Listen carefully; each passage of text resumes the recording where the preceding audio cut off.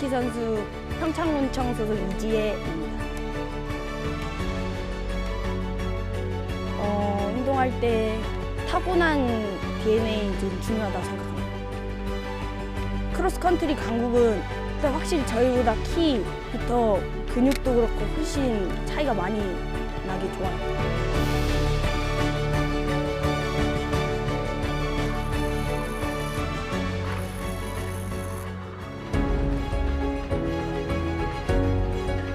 타고난 신체 능력뿐만 아니라 환경적으로도 여기보다 훨씬 좋고 장비 이런 운동할 수 있는 그런 것들이 한국보다 훨씬 낫기 때문에 더 잘하는 것 같습니다. 타고난 DNA가 있었으면 좋겠는데 저는 그렇게 타고난 DNA를 많이 물려받지는 못한 것 같아요. 잘 타기 위해 그냥 열심히 훈련하는 것밖에 없는 것 같아요. 저는 열심히, 그보다 더 열심히 운동하고 있어요.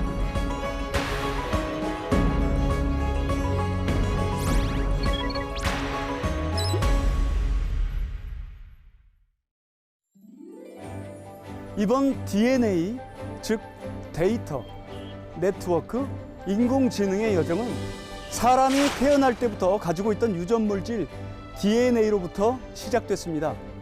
디지털 DNA를 이식해야 한다고 할 정도로 급변하는 세상에 살고 있는 현재 우리의 DNA는 과거와 똑같을지에 대한 의문으로 말입니다. 답을 찾으셨나요? 운명처럼 정해진 DNA를 타고난 인간은 무섭게 성장하고 있는 DNA 세상에 어떻게 적응해야 할까요? 또 어떤 준비를 해야 할까요?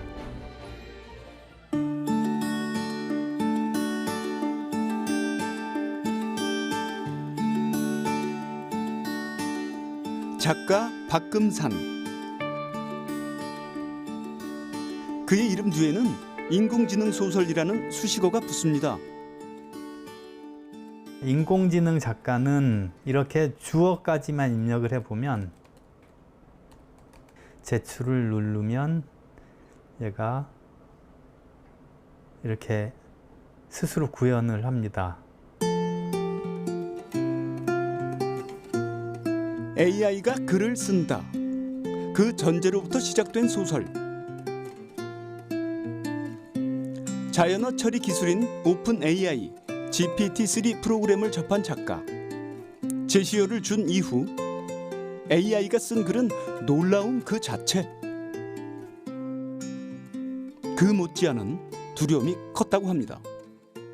AI가 글을 쓴다라고 했을 때 처음에는 작가로서 좀 두려웠습니다, 사실. 소설도 인간이 쓰는 것보다 잘 쓰는 AI가 곧 나오리라는 보장이 없겠다. 그러면 작가는 뭘 하는 존재가 될까? 이제 그 생각을 했어요. 박금산 작가의 소설은 옥탑방에 사는 가난한 전업 작가가 출판사 대표에게 보낸 소설 원고를 읽고 자신에게 그에 관한 소감을 들려달라는 제안으로부터 시작됩니다. 이후 소감을 남기자마자 금세 반영에 고쳐진 원고를 받아들며 의심과 상상을 하게 되고 원고를 쓰는 작가는 AI일 것이라는 결론에 이른다는 내용인데요.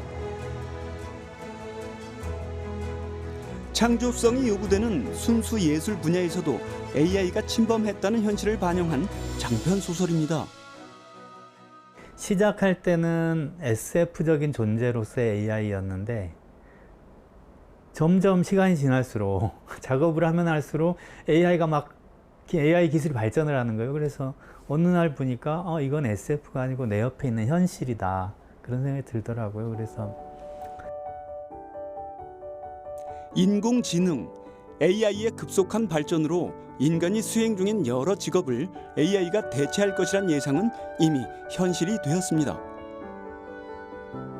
기술 발전이라는 편의 이면에 AI가 인간의 생업, 특히 창의적 예술 분야까지 잠식한다면 어떤 일이 벌어질까요? 위기감 당연히 느껴지겠죠. 인간이 개입을 해야만 하는 시대의 나. 개입할 수 있는 여지가 있으니까 아직은 인간으로서의 행복을 추구할 수 있는 시대이구나, 그런 생각을 했어요. 그런데 그 이후에 개입할 수 없어지는 상황이 온다면 그 상황은 좀 막으면 좋지 않을까요?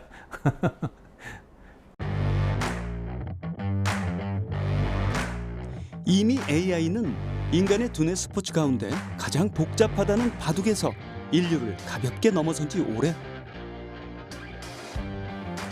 심지어 그림을 그리고 음악을 작곡하거나 시대의 유명 소설을 흉내내는 것도 가능해졌습니다.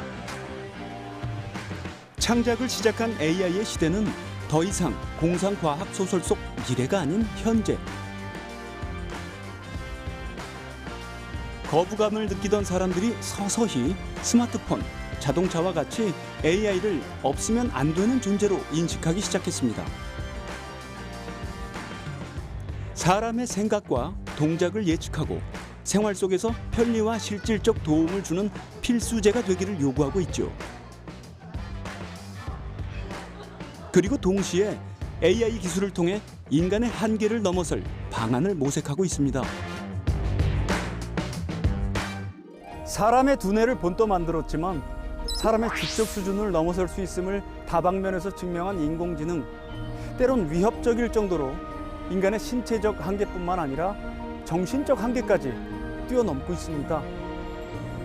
미래를 예측하고 설계할 수 있는 인공지능, 어느 순간 인류의 진화보다 더 빠르게 성장해 결국 인간에게 위협이 되는 건 아닐까요?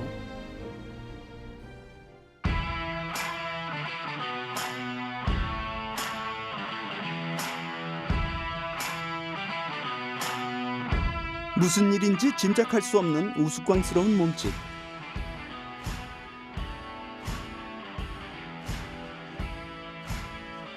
그러나 VR 헤드셋 속 세상은 긴장감 100배. 상대 선수가 던진 공을 실수 없이 블로킹해야 하기 때문이죠.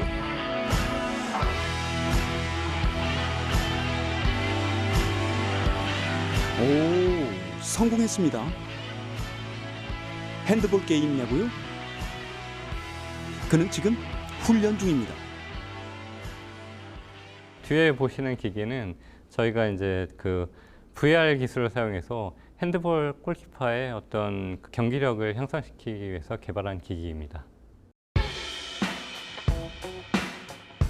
HMD 헤드셋 장비를 통해 가상현실이 시각적으로 전달되면 날아오는 공의 위치에 맞춰 선수가 몸을 움직이고 몸에 착용하고 있는 햅틱 슈트는 그 진동을 인식해 슛을 놓쳤는지 막았는지 여부를 전달해 줍니다.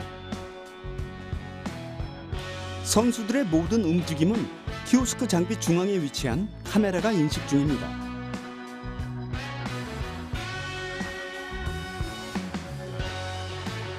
화면 속 영상은 해외 핸드볼 상위 국가팀의 경기. 길세기 박사는 영상 속 슈팅 동작을 모아 한국체육대학교 선수들과 한 달 정도 모사 훈련을 한 후 모션 슈트를 입고 동작 분석을 했다고 합니다. 이를 캐릭터화하고 다시 VR 화면으로 만들어낸 것이죠. 길 박사는 이 데이터 수집 과정을 통해 무엇을 확인하는 걸까요? 어느 위치에 슈팅을 제일 잘 막는지, 어느 위치에 슈팅을 제일 잘 못 막는지, 그리고 어떤 슈팅에 대해서 강점을 가지고 있고 어떤 슈팅에 대해서 약점을 가지고 있는지, 이런 것들을 피드백을 그렇게 제공해서 그래서 선수의 경기력을 좀 향상시키려고 노력하고 있습니다. 아이스하키도 가능합니다. VR 기술을 이용해 선수의 문제점을 분석하고 개선하고 있답니다. 빅데이터를 스스로 수집하고 분석하는 능력을 바탕으로 스포츠와 인공지능이 획기적으로 결합한 사례들은 쉽게 볼 수 있습니다. AI가 심판을 보고 선수 훈련 방향을 제시하는 코칭 시스템도 제공합니다. 이제 경기의 승패까지 예측하는 경지에 올랐습니다.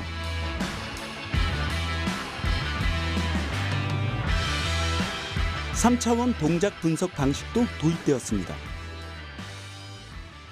예, 지금 요 앞에 보이는 판은 이제 지면 반력기라고 하는 건데요. 제가 지금과 같이 올라갔을 때 이제 화살표 모양으로 얼마나 바닥에 힘을 가하고 있는지를 보여주는 장치입니다. 그래서 역도와 같이 좌우 밸런스가 중요한 종목에서는 요 판과 같이 왼발 오른발 올라간 다음에 동작을 수행하게 되면 어느 쪽으로 얼마만큼의 힘의 차이가 나는지, 그리고 그것이 어떤 의미를 갖는지 볼 수 있는 장치가 되겠습니다. 3차원 동작 분석은 체중의 좌우 균형 외에도 적외선 카메라 방식의 동작 분석도 병행이 됩니다. 이 총체적 분석 결과는 5분 정도면 선수들에게 피드백 자료로 전달된다고 하는데요. 선수들은 좌우 균형 분석을 통해 부상도 예방하고 균형 교정을 통해 더 좋은 경기력을 발휘할 수 있게 됩니다. 지도자들도 다양한 종목과 다양한 체급의 수십 명의 선수들을 한꺼번에 분석할 수 있어 코칭이 편해졌다고 합니다. 여러 선수들의 동작 데이터를 누적시켜 선수들의 성공률을 높였다는 결과. 그렇다면 DNA는 디지털 혁명을 통해 진화가 가능한 걸까요? 예, 지금 현재 세계적인 추세로는 저희와 같이 스포츠과학 연구기관에서는 최신 장비들을 신속히 도입하고 있는데요. 저희도 그거에 발맞춰서 이제 최신 장비들을 도입하고 있고요. 인종 간 그리고 체격 간의 차이는 이제 분명히 존재합니다. 하지만 그걸 저희가 피드백 자료를 잘 준다면 그것도 충분히 극복 가능하다고 생각하고 있습니다.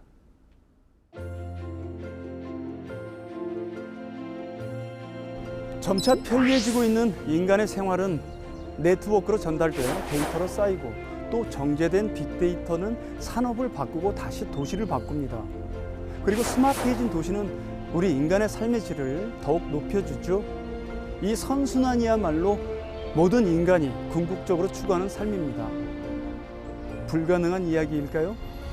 이미 시작된 우리의 이야기입니다. 혁신적인 정보통신 기술의 발달로 세상의 모든 것이 연결되고 지능화되고 공유되는 우리는 지금 스마트 생태계에 진입했습니다. 데이터, 네트워크, 인공지능은 우리에게 어떤 변화를 줬을까요? 사물과 사물, 사물과 사람의 융합으로 일상이 바뀌고 손안의 컴퓨터, 스마트폰은 새로운 우주를 형성했다고 할 정도. 안 되는 것, 못하는 것이 없죠. 도로에는 손을 쓰지 않아도 되는 자율주행 차량이 누비고 실체 없는 스마트 기술은 직장과 학교의 시공간을 자유롭게 만들었죠. 스마트 생태계는 마치 공기처럼 자연스럽게 우리들의 삶에 깊숙이 스며들어 있었습니다. 인간의 기본 생존권과 밀접한 산업 현장에선 더욱 변화가 빨랐습니다. 디지털 기술의 발달은 생산과 소비, 유통의 질서를 새로운 경제 패러다임으로 확산시키고 있었는데요. 인공지능의 딥러닝 방식을 활용한 가상인간, SNS, 유튜브, 패션, 공연, CF, 드라마 등 다양한 콘텐츠 제작에 활용되면서 경제적 가치를 창출하고 있는가 하면 코로나19로 확산된 비대면 양산으로 빠르게 변화한 로봇의 언택트 마케팅과 친환경 이슈와 더불어 생산 공정이 디지털화된 스마트 조선업, 고령화, 인력 부족 문제를 해결한 스마트팜, 그리고 인간의 삶의 연장을 실현시켜줄 의료산업까지 DNA와 결합한 산업은 인간에게 고마운 존재이면서 또한 위협적이었습니다.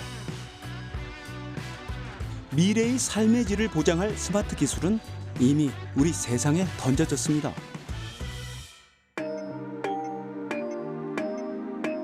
경상남도 통영시 충무대교를 배회하는 사람. 그녀는 대교 난간을 넘어 투신 자살을 시도하고 있었습니다.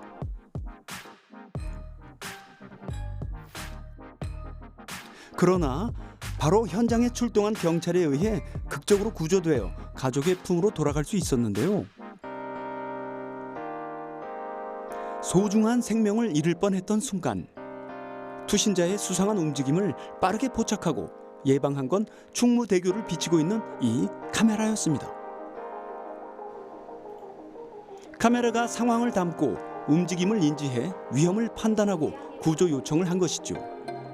스마트시티 통합 플랫폼 구축이 소중한 생명을 구했습니다.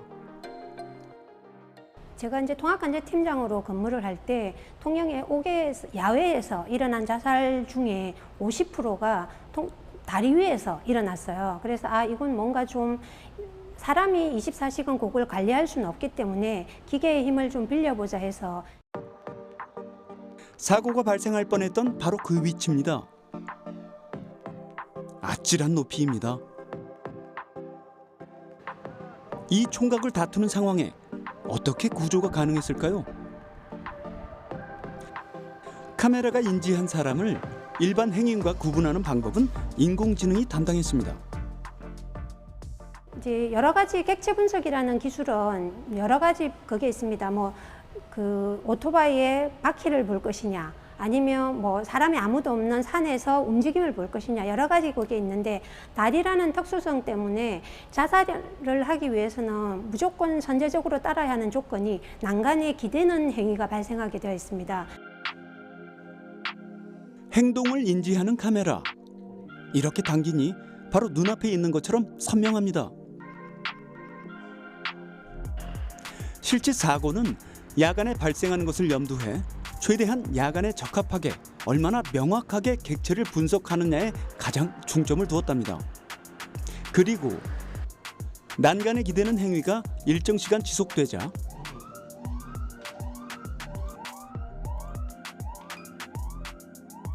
지금 충무교 위에 자살을 의심자로 지목된 사람이 있습니다. 출동 좀 부탁드리겠습니다.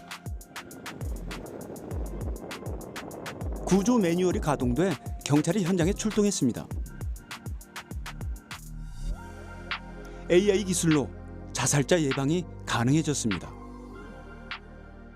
6월부터 8월 1일 그날까지 총 5건의 자살 시도가 충무교에서 있었어요. 그 중에 한 건을 제외하고는 저희 자살 감시 시스템에서 다 감지를 하고 이벤트를 전파해서 자살 시도자를 구조했죠. 그 외에도 통영시의 AI 객체 감지 기술은 테트라포트 추락사 감지, 26개소 해무 분석 CCTV 등 안전사고 예방을 위해 구축되어 있습니다.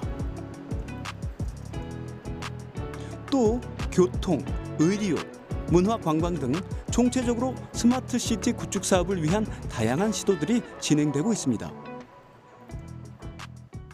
스마트 시티의 장점은 시민의 안전을 좀 더 유연하고 실시간으로 파악해서 대응을 할 수 있다는 장점이 있습니다. 정상적인 범위를 벗어난 이상 탐지를 통해서 실시간 대응을 할 수 있는 도시, 이렇게도 얘기할 수 있고, 그 다음에 다양한 소스로부터 수집된 데이터를 분석해서 예측을 해서 안전에 위협되는 부분들을 사전에 대응할 수 있는 시스템을 구축한다든지, 그 다음에 그럼에도 불구하고 문제가 생겼을 시에 그 비상사태에서 안전하게 문제없이 안정적으로 상황을 공지할 수 있는 통신 시스템이라든지 이런 것들이 사실은 가장 핵심적인 스마트 시티의 기술이 되겠습니다.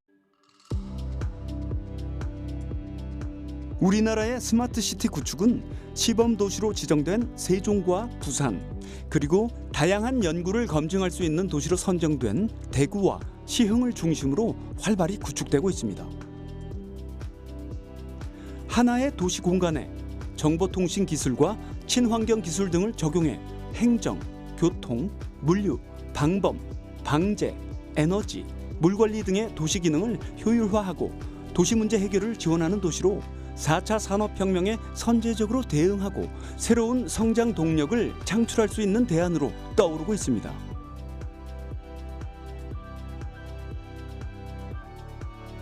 인간을 향한 기술 개발은 보건의료, 복지 분야도 변화가 시작되었습니다.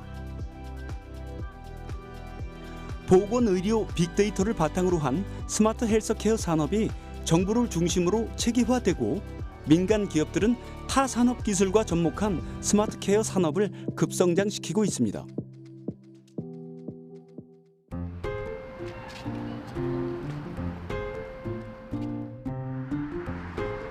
63세 김수일 씨. 평소에 이렇게 자주 운동하시는 편이세요? 예. 매일 합니다, 매일. 한 어느 정도 걸으시는 것 같으세요? 보통 여기 한 바퀴 돌면은 400m 되는데요. 10바퀴 돌면 4km예요. 4km에서 한 6km 정도 걷는 것 같습니다. 하루에 10,000보 정도, 많이 걸을 때는 20,000보. 이렇게 걷는 이유가 있다는데요. 10대 조금 있으면 중반으로 갈 텐데 건강관리가 가장 중요하겠구나 생각이 듭니다. 고혈압이 있어서 고혈압 약을 반알 정도 매일 복용하고 있습니다. 오랜 지병이 있다 보니 매년 일정 주기마다 건강검진도 받고 있습니다. 숙제를 검사받는 기분. 검진 결과를 들을 땐 괜히 위축되죠. 남다른 각오도 하고요. 그러나 대부분이 그렇듯 검진 결과의 경고는 일시적일 뿐입니다.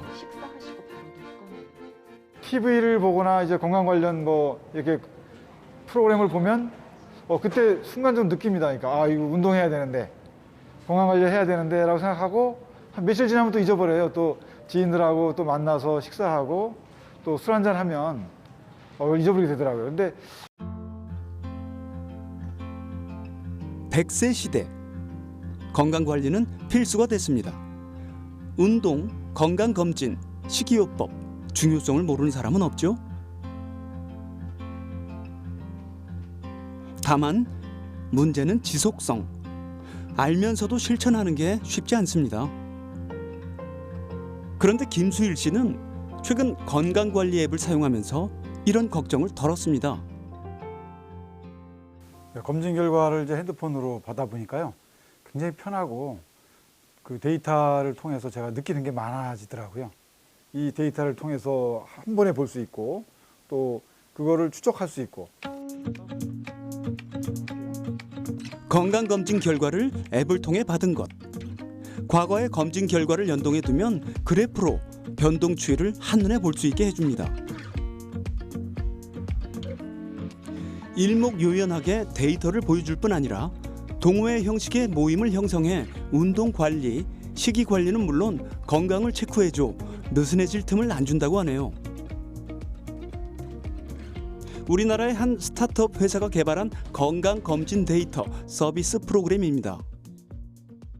건강보험공단의 데이터를 사용할 수밖에 없는 구조고요.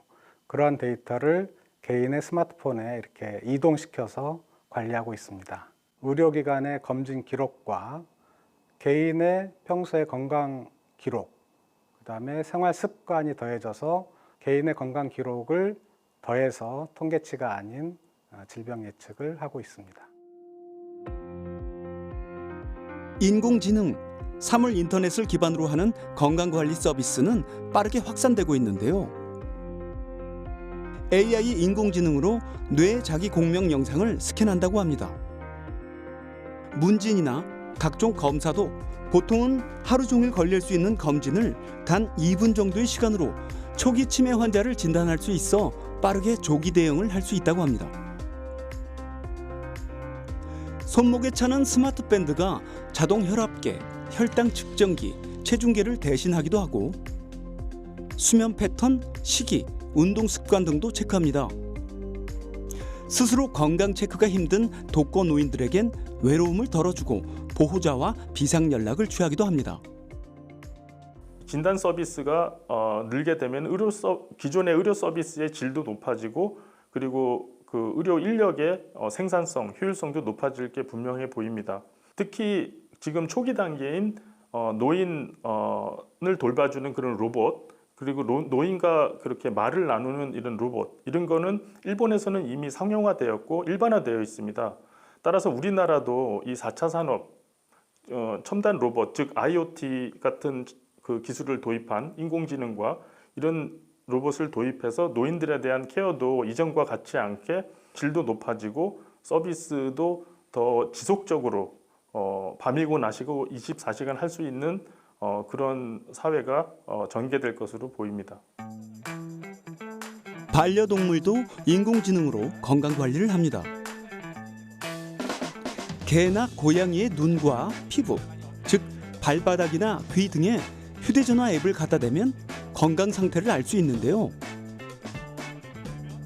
인공지능 기술이 반려동물의 질병을 조기에 감지해 반려동물의 건강을 지키고 보호자의 경제적 부담도 덜 수 있습니다.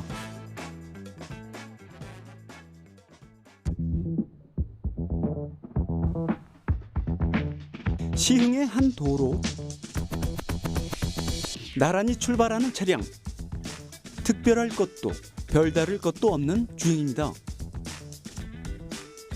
그러나 이들 차량은 운전자가 손을 놓고 있는 자율주행 차량. 이곳은 자율주행 차량 실험장입니다. 자율주행 차량이 장애물, 신호체계에 얼마나 빠르게 감지하고 제어하는지를 테스트하는 중인데요.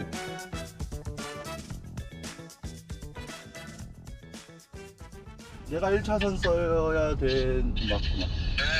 네. 내가 2차선 쓸게. 출발하시면 맞춰서 갈게요.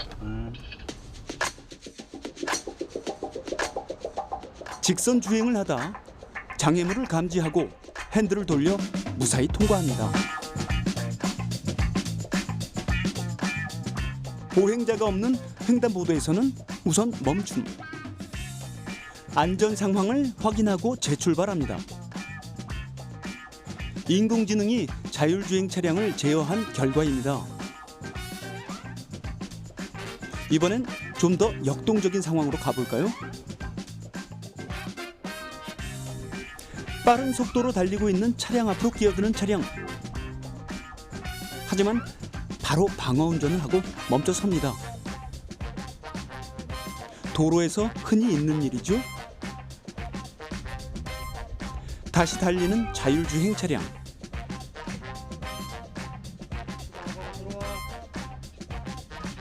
끼어들기에 급정거까지. 이번에도 방어 운전에 성공했습니다. 나가 그다음. 한 번 더요. 알겠습니다. 이번엔 좀 더 급박하게 들어와도 될 듯.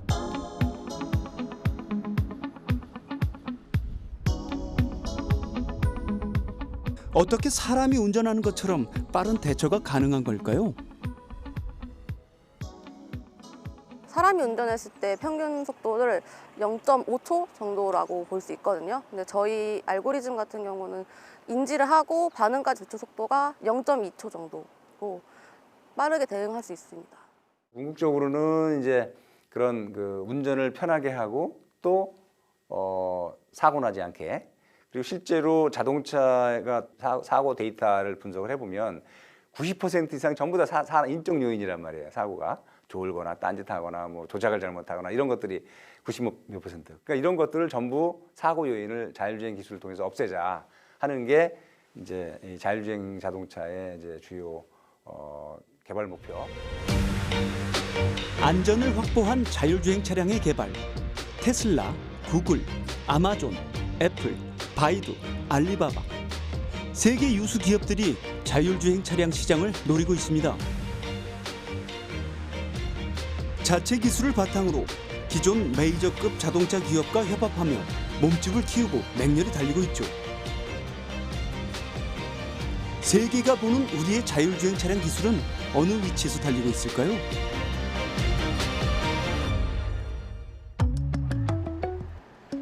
서울 상암동. 외국인 단체가 버스에 탑승 중입니다. 흔히 목격되는 관광객의 모습. 자율주행 시작하겠습니다. 자율주행 시작하겠습니다. So autonomes fahren fängt jetzt an. 그러나 흔한 상황은 아니었습니다. 그러니까 지금 기사님은 이제 핸들에 손을 놓고 있다는 거죠? 네, 기사분은 손을 놓고 있는 상태입니다. 상암동 자율주행버스 시스템을 견학온 독일 정치인들입니다. 그들에겐 지금 버스 안팎 상황이 최대 관심사입니다. 도심 한가운데 저속주행 버스. 도로 규정에 철저합니다. 신호등에서, 좌회전 신호에서 버스는 잠시 멈추고 상황이 종료된 후 출발합니다. 세계 선두 자동차 생산국이자 자율주행 자동차 도입을 선행하고 있는 독일은 왜 한국을 선택했을까요? Naja, also erstmal eint unsere beiden Länder, sowohl Südkorea als auch Deutschland, dass die Automobilindustrie super wichtig für unsere Wirtschaft ist. Fast 1 Million Menschen arbeiten in Deutschland in der Automobilindustrie. Und ich glaube, dass es ein guter Wettbewerb ist zwischen Südkorea und Deutschland, wenn es auch um die Zukunft der Automobilindustrie geht. Und ich glaube, das eint es auch mit Deutschland, für die ja auch die Automobilindustrie so wichtig ist, dass wir dieses Thema wirklich für uns auch nutzen wollen und das nicht als Herausforderung annehmen und diese Chance wahrnehmen wollen, dass auch wir in diesem Bereich des Automotive wieder Vorreiter sind. 오호, 그렇게 콧대를 세울 일이 아닐 텐데요. 그들을 안내한 곳은 서울 자율주행 차량 관제센터. 라이다, 카메라, 레이더, 초음파 등 차량과 도로에 설치된 센서들이 전송하는 영상 데이터를 전달받는 곳. 위성 위치 확인 시스템 GPS의 위치 정보와 도로 정보를 토대로 자율주행 차량이 스스로 주행 상황을 판단하고 차량을 제어하도록 재가공된 정보를 다시 전달해 줍니다. 이때 어스, 즉 100만 분의 1초 단위로 정보를 전송하기 때문에 운행 중인 차량의 신호등이 변화해 즉각적으로 반응할 수 있는 거라고 합니다. 독일인들은 한국의 자율주행 차량 기술을 어떻게 보았을까요? 자동차 생산국인 한국과 독일, 자율주행 차량 개발에 있어 어떤 선의의 경쟁을 해야 할까요? Also ich glaube, wir müssen das autonome Fahren vor allem in den Großstädten nutzen, um viele Staus zu vermeiden, um dadurch auch umweltfreundlicher in den Innenstädten zu werden. Das ist gerade für uns in Deutschland auch eine große Herausforderung. Das ist, glaube ich, die Richtung, die wir jetzt angehen müssen, dass wir diese Fragen schnell klären, dass wir uns nicht zu viel Zeit dafür lassen, damit wir dann auch den richtigen Rahmen haben.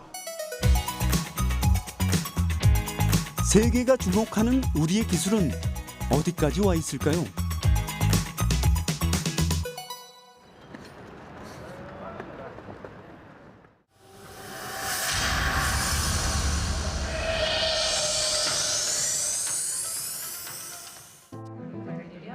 (2022) 월드 스마트 시티 엑스포.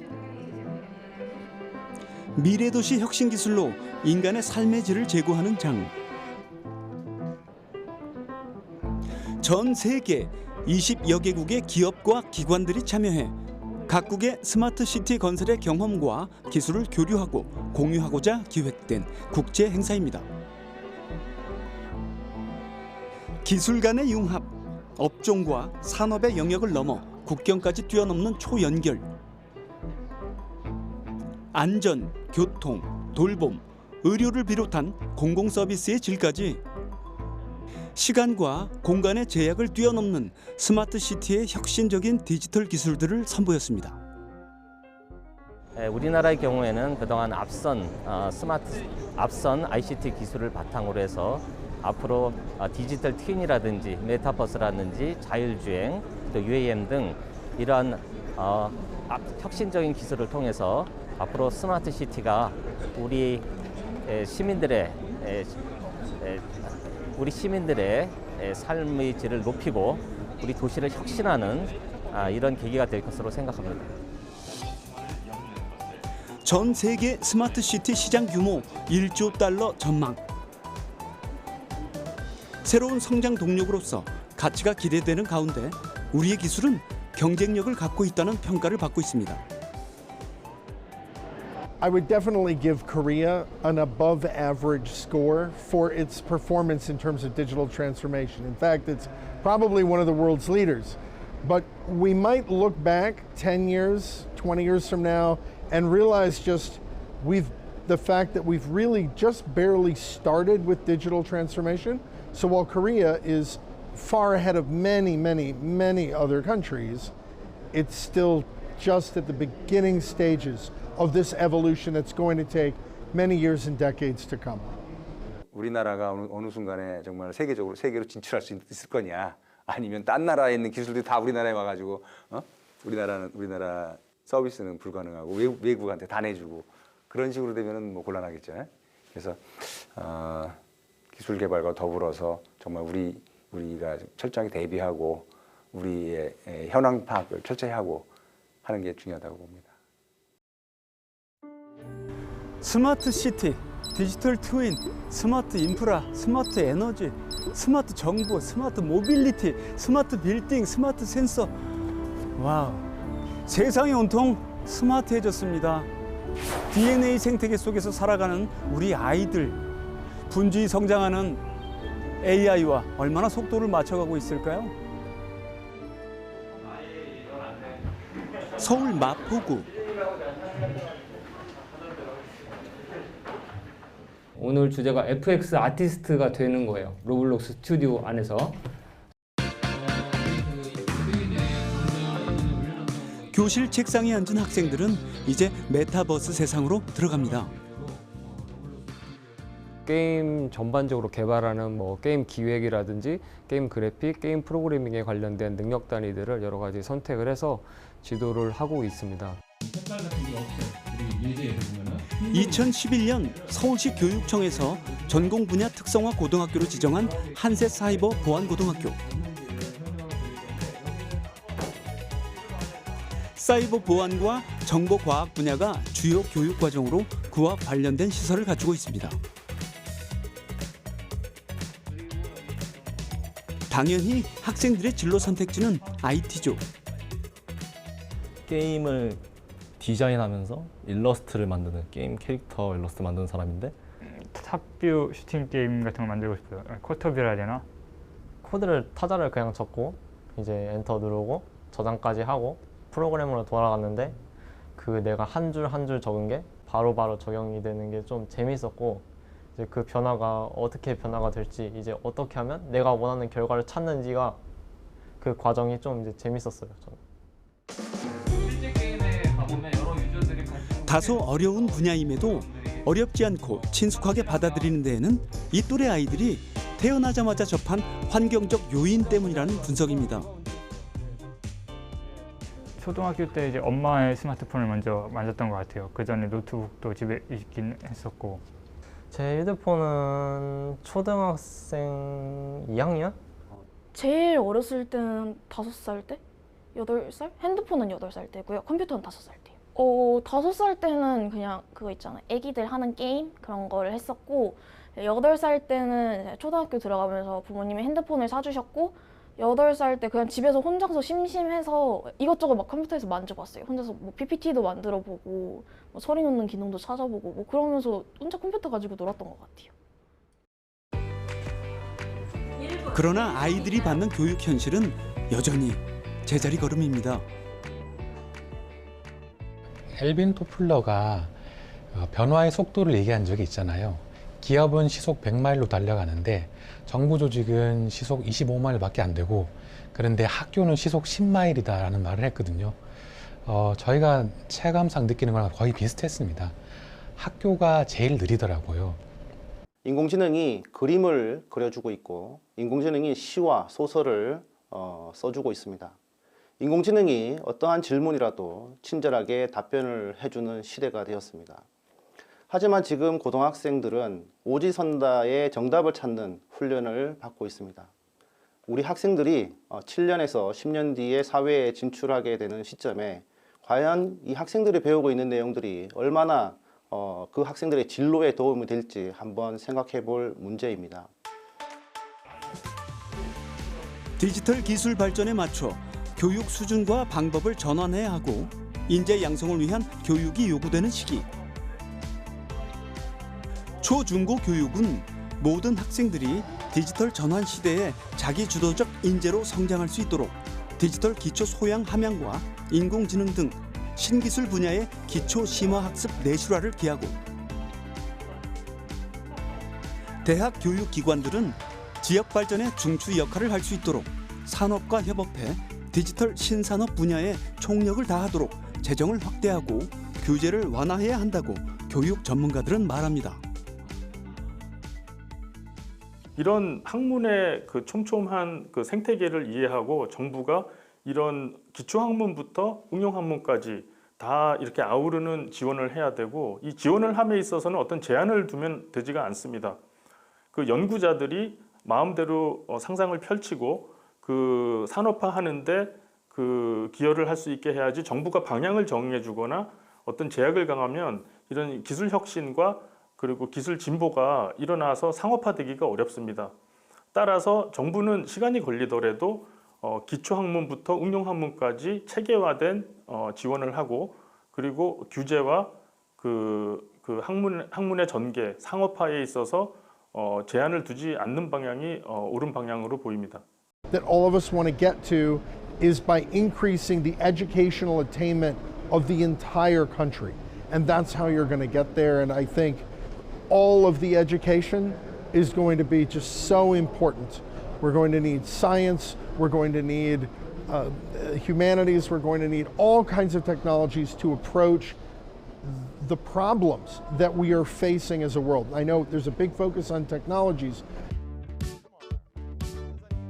버락 오바마는 고속 인터넷망 보급 등 학교 교실의 디지털화를 주장하면서 한국과 미국 교육의 현주소를 비교한 바 있습니다.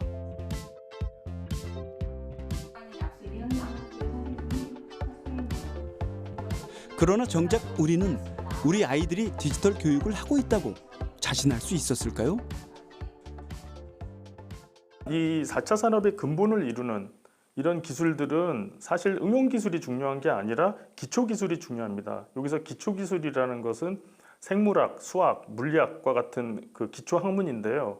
이런 기초 학문이 튼튼해야 응용 기술도 나오지만 그 새로운 혁신이 계속 일어나게 되는 것이라고 볼 수가 있습니다.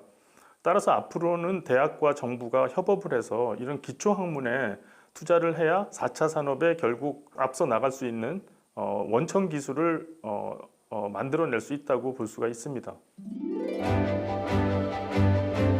앞으로 우리 미래를 이끌 세대는 태어날 때부터 스마트폰을 가지고 태어난다는 디지털 노마드 세대. 현재를 살고 있되 미래를 생각하고 다가올 미래를 조망할 수 있는 힘을 갖게 하는 교육 방식과 인프라 개선이 우선되어야 할 텐데요. 인공지능을 활용한 교육, 디지털 교육 행정, 교사와 민간이 함께 발전시킬 수 있는 생태계 등 학교의 ICT 기반 디지털 전환과 함께 디지털 기반의 교육이야말로 미래 세대의 DNA를 DNA화시키는 방법이 아닐까요?